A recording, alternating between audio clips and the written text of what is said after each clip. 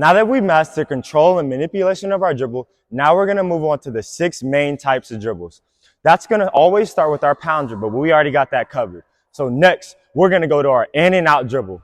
Our in and out dribble is going to be us faking an exchange to our opposite hand, right? Or vice versa, right? So I'm going to start with making sure that my ball is going in and out, right? My hand's going to stay on top of that basketball and it's go in and out, right? You're going to make this swimming motion with your arm, in and out, right? You're pushing out, in, out, in, out. Watch it. You're going to dribble, in and out, right? The way you're going to start this is by just going constantly in and out, in and out, in and out, right? 1, 2, 3. Then, after you've mastered that, you can add a pound dribble to make it more game realistic, right? So it's going to be pound, in and out, pound, in and out, pound, in and out, pound, in and out. After that, you can now move on to your pull back dribble, right? We call this our pocket dribble. You can call it your pull back dribble, whichever one you want to do. We're going to bring that ball to our pocket.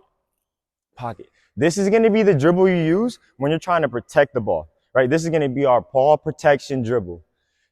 We're going to be dribbling, and then we're going to pull it back. Pull it back with that hand, protect it, protect it. Make sure you're using your core and your finger pads to pull that ball back. If you use your core, it's going to be a lot easier, and you're going to make sure you're bringing your elbow back behind your body, right? After that, you can now move on to the crossover. Your crossover is going to be the basic crossover where you're bringing that ball back and forth across your body, back and forth, right? And if you want to go a little bit wider and work on more ball control, it's going to make it a little bit harder. You can bring that ball wider, back and forth. The main components of your crossover is going to be making sure you follow through just in case you have a defender that wants to try to steal the ball because they know the crossover is coming, and then you can protect with your outside hand, right? So you can cross, protect, cross, protect, cross, protect. After that, we are going to move on to our between the legs dribble. Our between the legs dribble is going to be us making an X with the ball, right? So the ball is going to make an X. 1, 2, 3, 4. You're going to need a lot of control for this one. So that ball is going to sit in your hand for just a little bit longer than usual. And I don't want you to forget that the ball needs to be outside of your body so you can make a good angle. I don't want to see you dribbling like this and the ball goes too far behind your body. That ball needs to be outside, dribble, dribble, right?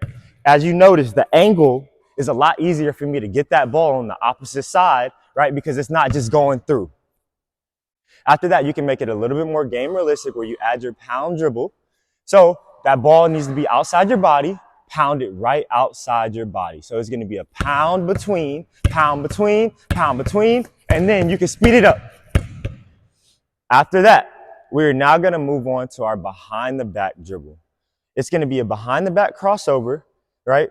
And if you want to make this a little bit easier at first, you can use your body momentum, right? So you can go here, moves your momentum.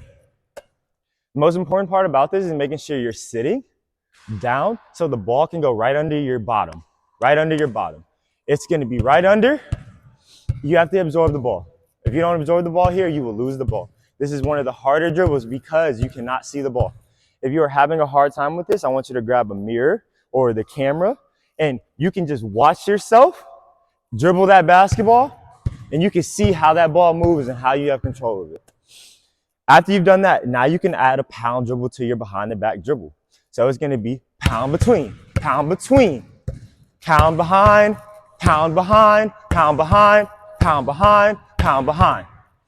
After you've done that, you've mastered all 6 types of your dribbles, and now you can move on to the next part of our course.